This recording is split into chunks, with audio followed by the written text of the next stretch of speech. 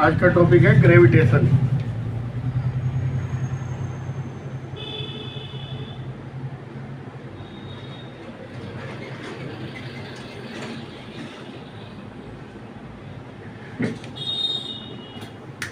आपने देखा होगा कोई भी चीज़ मोशन में आ रही है तो उस पर कोई फोर्स लग रही है, ठीक है। फोर्स के बिना कोई भी चीज़ मोशन में नहीं आ सकती। कोई भी ऑब्जेक्ट है अगर वो चल रहा है तो उस पर कोई ना कोई फोर्स लग रही है, ठीक है, जो उसकी चेंज को, स्पीड को चेंज कर रही है, ठीक है, डायरेक्शन में और मोशन, है ना। मान लो हम ये नहीं जा रहे हैं, ये बस जा रही है, इधर जा रही है, ठीक है, इसमें तो इसमें फोर्स लग रही है डायरेक्शन में, मोशन की। इधर मोशन है इसका, ये एफ लग रहा है, ये मोशन है, ठीक है। इसी तरह से सब चीज़ों पे एक फोर्स लगती है। हम पत्थर को ऊपर फेंकते हैं, फोर्स लगाते हैं, है ना। अब जब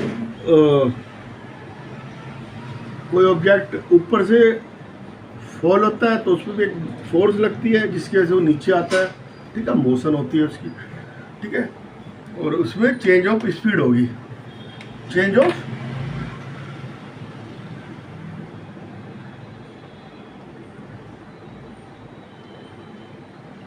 ठीक है, चेंज ऑफ स्पीड होगी, ठीक है।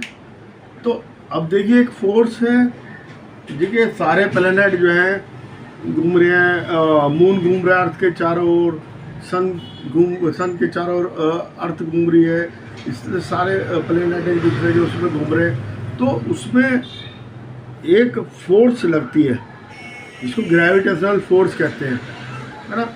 जैसे कोई चीज़ गिरेगी तो वो नीचे गिरेगी तो ऊपर तो नहीं जाएगी, तो वो एक फोर्स है जिससे अर्थ अपनी तरफ सबको खींच रही है। ऐसे मून की अलग है, सन की अलग है, सब की अलग अलग ग्रेविटेशनल फोर्स है जो अपनी ओर अट्रैक्ट करती है। टू बॉडी जो है एक दूसरे को अट्रैक्ट करती है ना। मान लो एक बॉडी है,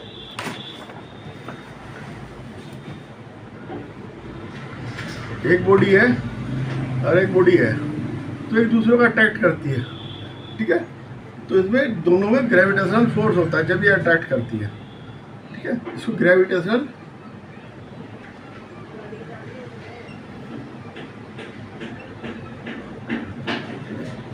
आप ये देखिए, वेट चेंज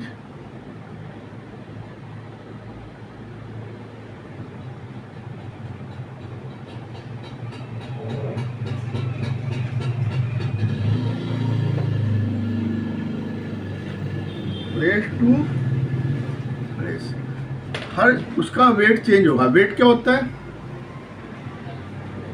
एम जी। जी क्या है? Gravitational force. Gravitational force her जगह अलग अलग होती है।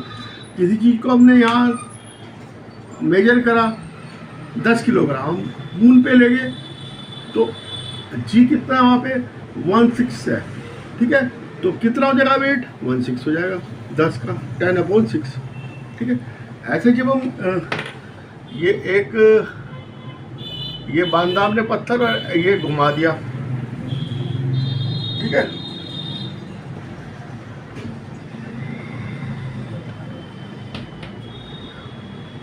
ये घुमा दिया हमने एक सर्कल में, ये पत्थर बांधा और ये घुमा दिया। तो अब ये देखिएगा आप कि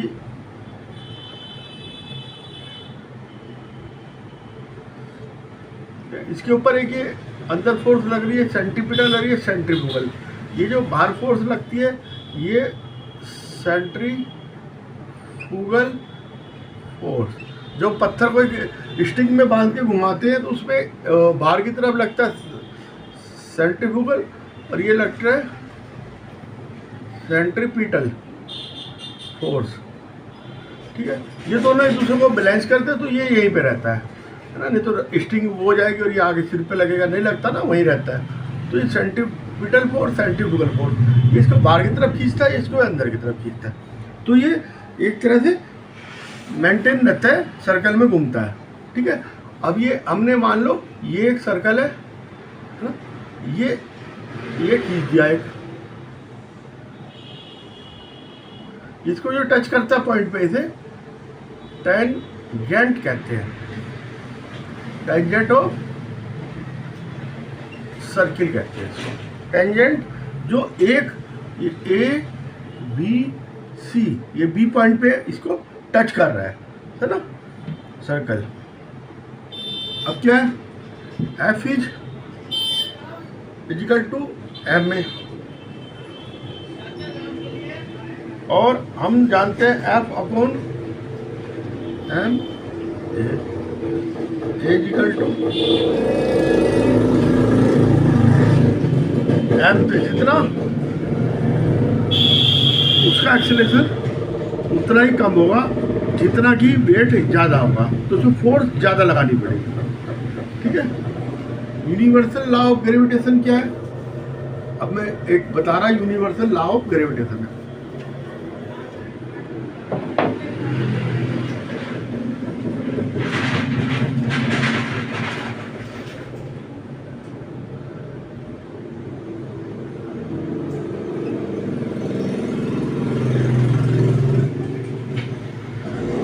मान लो ये दो ऑब्जेक्ट है, ठीक है,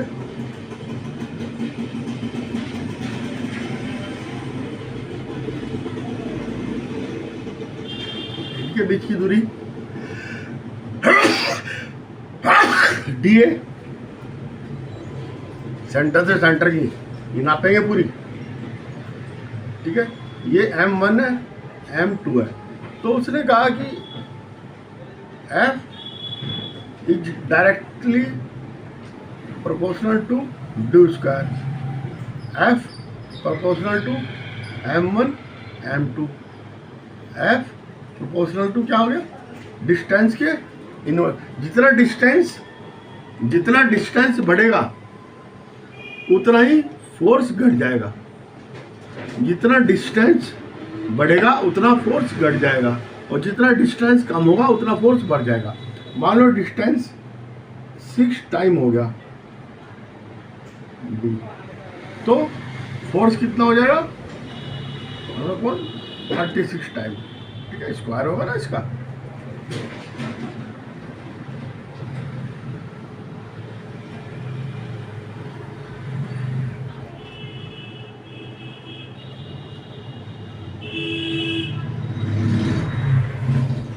ठीक है, ये G equal to universal constant.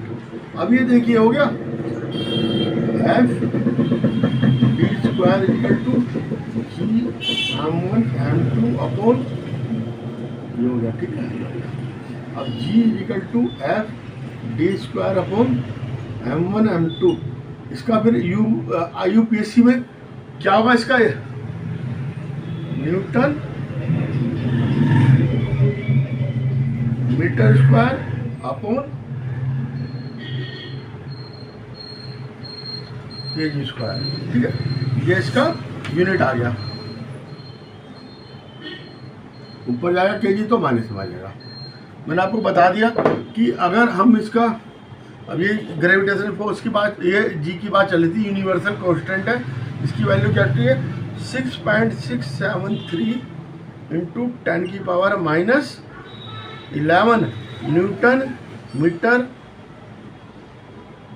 Square KG minus 2। ठीक है, इसकी वैल्यू होती है 6.6773 इंटू 10 की power 11 newton metre square upon KG square, ये इसका वो आ गया। अब डिस्टेंस हम बढ़ाएंगे तो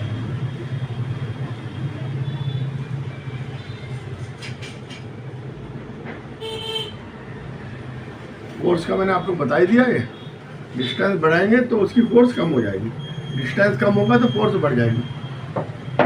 ठीक है, the force that bind us from the earth, motion of moon around the earth. ठीक है, मोशन प्लेनेट, ये कहाँ का है, मोशन प्लेनेट में यूज होता है। Number 1,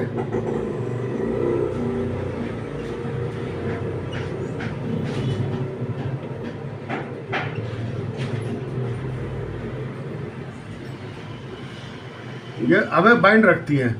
number 2, motion of moon, motion of planets around us,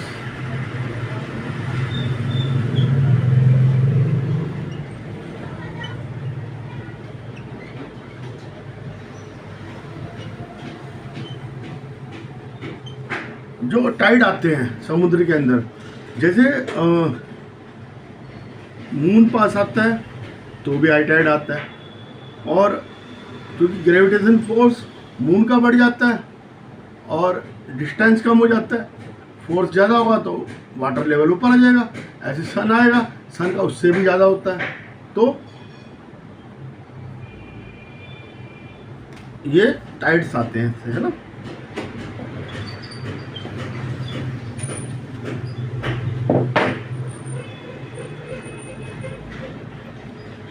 जब कोई फोर्स, ठीक है,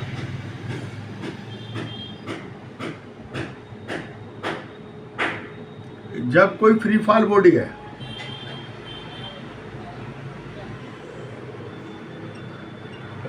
तो उसमें फोर्स क्या लग रही है, ये फोर्स लग रही है जो उसको एक्सेलरेट कर रही है। यहाँ इसकी क्या थी, 0 वेलोसिटी, यहाँ पे समझ लो 2 है, यहाँ पे 4 हुई, यहाँ पे 5 हुई, यहाँ पे फिर आके 0 होगी टकरा के।